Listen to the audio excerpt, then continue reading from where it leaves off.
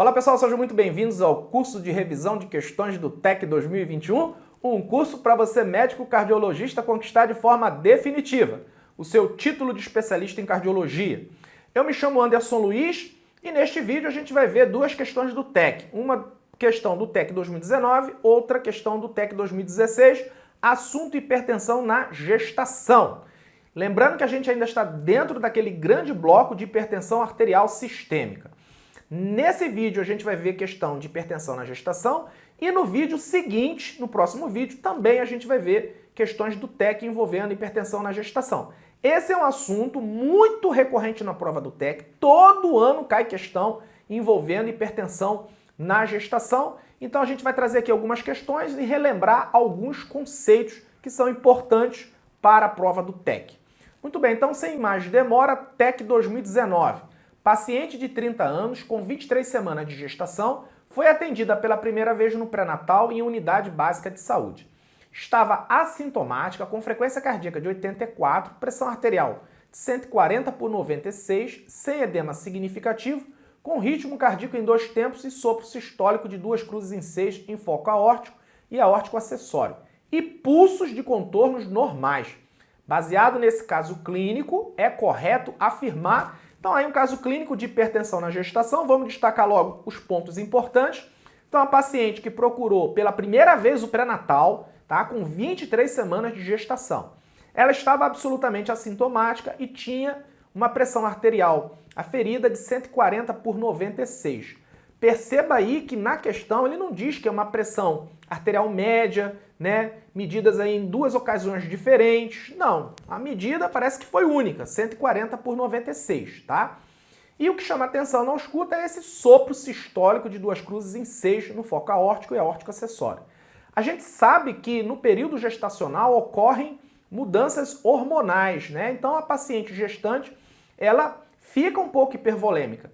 E aí a gente pode sim auscultar um sopro inocente, né, na paciente gestante, ou ainda a gente pode auscultar, né, um sopro, tá, de uma valvopatia. Esse sopro ele aumenta de intensidade no período gestacional, exatamente por conta aí do aumento da volemia. Mas no caso dessa paciente aí, né, como ela não tem história pregressa nenhuma de valvopatia, tá, os pulsos, né, de contornos normais, e o sopro é um sopro, né, suave, 2 cruzes em 6 em foco aórtico e aórtico acessório. Isso faz a gente pensar no sopro inocente, porque o sopro inocente, né, ele sempre é sistólico, nunca é diastólico, ele sempre é suave, nunca é rude, e o sopro inocente nunca irradia, então nunca irradia. Aí ele não fala de radiação, não fala nada, então parece ser um sopro inocente, também chamado aí de sopro de Still, a gente viu isso no bloco de semiologia, tá?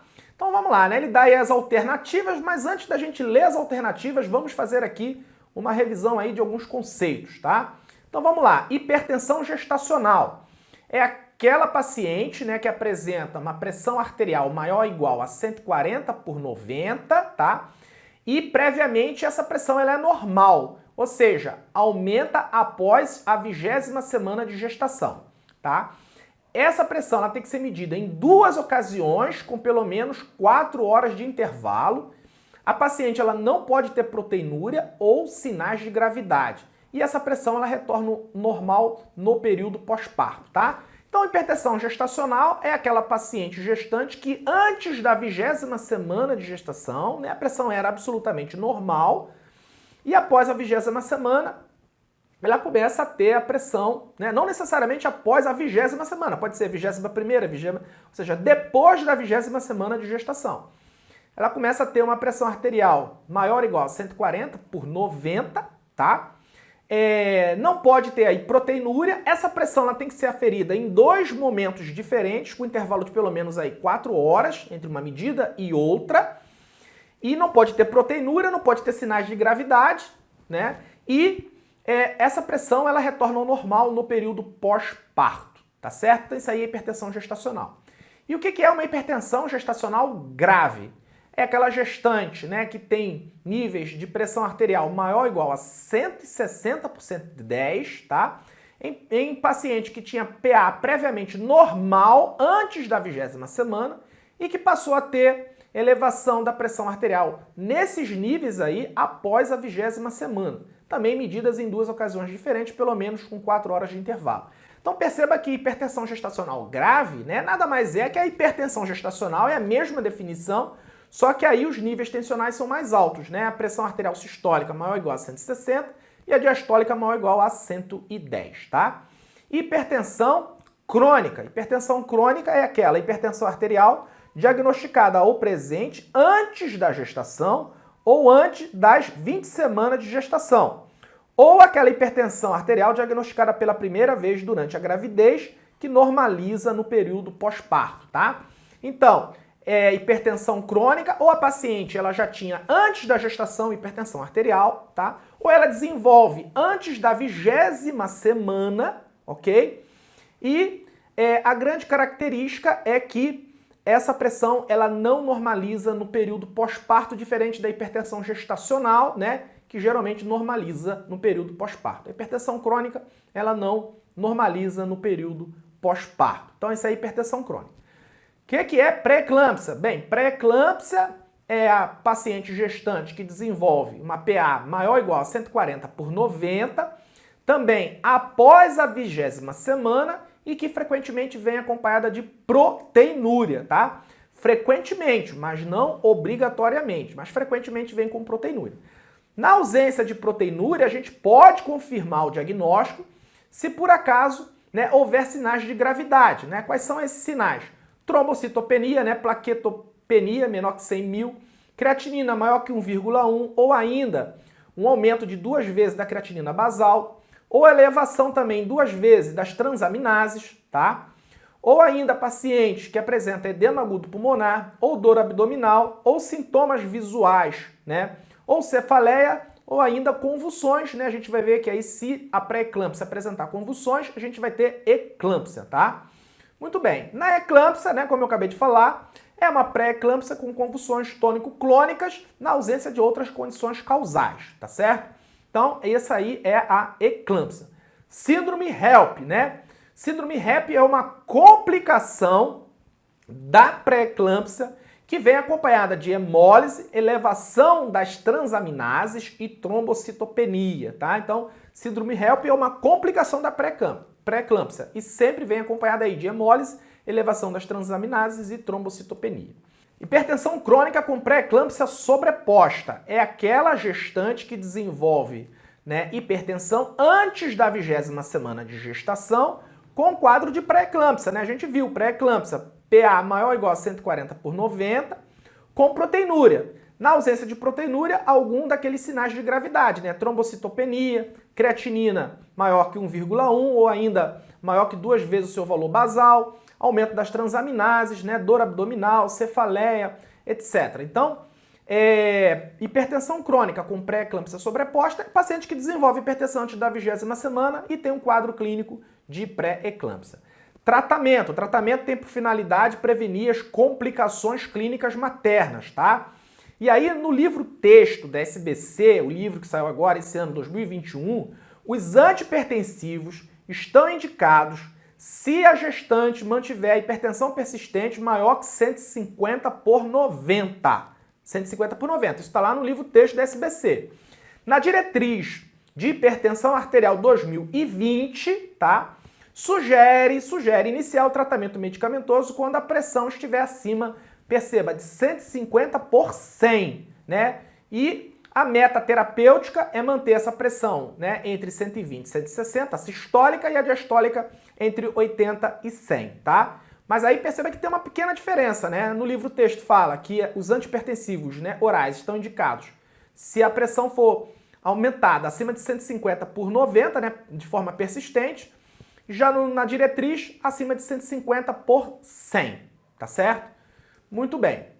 Drogas de primeira linha para o tratamento, né, oral, tá? De gestante com hipertensão gestacional ou com hipertensão crônica, tá? Inibidores do sistema nervoso simpático, né, que são os agonistas alfa de ação central.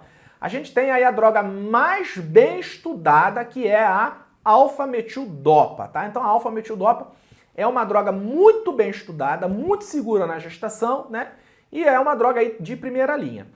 Outra droga de primeira linha, né, são os bloqueadores dos canais de cálcio, em especial a nifedipina, tá? A nifedipina.